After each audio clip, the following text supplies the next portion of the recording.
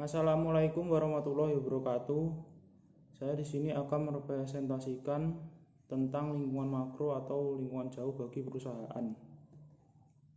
Prinsip dasar analisis lingkungan bisnis makro. Pertama, lingkungan bisnis makro tidak memiliki batas, sekalipun secara umum terdiri dari lingkungan ekonomi, teknologi, politik, hukum, sosial, dan kependudukan. Akan tetapi detail dari masing-masing lingkungan amat luas, dalam dan tanpa batas. Masing-masing memiliki intensitas pengaruh yang berbeda terhadap berbagai aspek manajemen fungsional. Kedua, lingkungan bisnis makro juga hanya memberikan sinyal yang lemah, periferal, kepada manajemen. Sinyal yang diberikan amat lemah, oleh karena itu sering terlewatkan oleh eksekutif. Karena jarang ditemukan sinyal perubahan yang transparan. Manajemen perlu melakukan deteksi sinyal yang berada di dalam jangka panjang.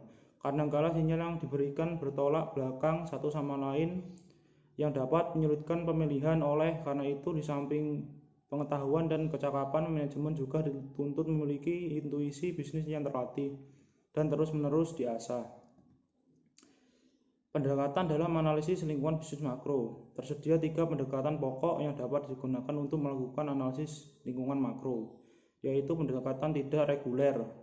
Pada dasarnya adalah pendekatan dadakan. Analisis lingkungan makro hanya dibuat ketika ada peristiwa tertentu yang diperkirakan mempengaruhi prospek perusahaan. 2, yaitu pendekatan reguler, berusaha secara periodik mempengaruhi dan melengkapi sejumlah variabel lingkungan makro. Secara selektif dipilih beberapa variabel yang dianggap relevan dan signifikan. Pendekatan ini menjadikan perusahaan secara berkala memperoleh informasi baru pada pokok-pokok persoalan tertentu. Ketiga, pendekatan kontinu. Perusahaan secara acak menganalisis sejumlah banyak variabel dari lingkungan makro yang digunakan sebagai masukan penyusunan perencanaan korporat. Komponen dalam analisis lingkungan bisnis makro. Dalam melakukan analisis lingkungan bisnis makro, terdapat 4 komponen yang harus dipahami, yaitu 1. Scanning, 2. Monitoring, 3. Forecasting, 4. Assessing. Segmen analisis lingkungan bisnis makro. 1. Segmen demografi, yaitu besar kecilnya populasi. 2. Struktur usia. 3. Distribusi geografis. 4. Komposisi etnis. 5. Distribusi pendapatan. 6. Kelompok pendidikan.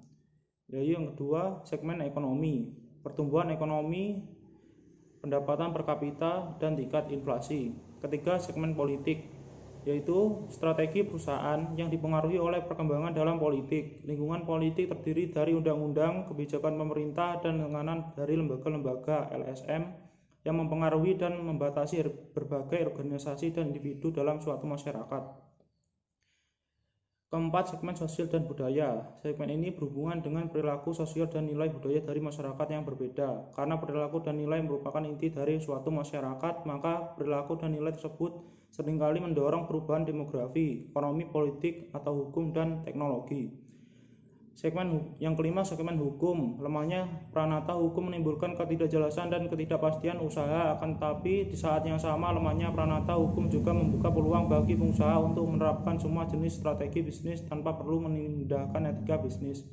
Yang keenam, segmen teknologi. Perubahan teknologi adalah salah satu proses penting yang mempengaruhi kinerja dan posisi daya saing perusahaan. Oleh sebab itu, inovasi dan perubahan teknologi yang pada mulanya dilakukan oleh perusahaan apabila berhasil akan dapat merubah langkah persaingan karena akan terjadi dinamika kompetisi berupa aksi dan reaksi antar pelaku bisnis. Sekian presentasi tentang lingkungan makro atau lingkungan jauh bagi perusahaan. Bila ada salah kata, saya mohon maaf. Wassalamualaikum warahmatullahi wabarakatuh.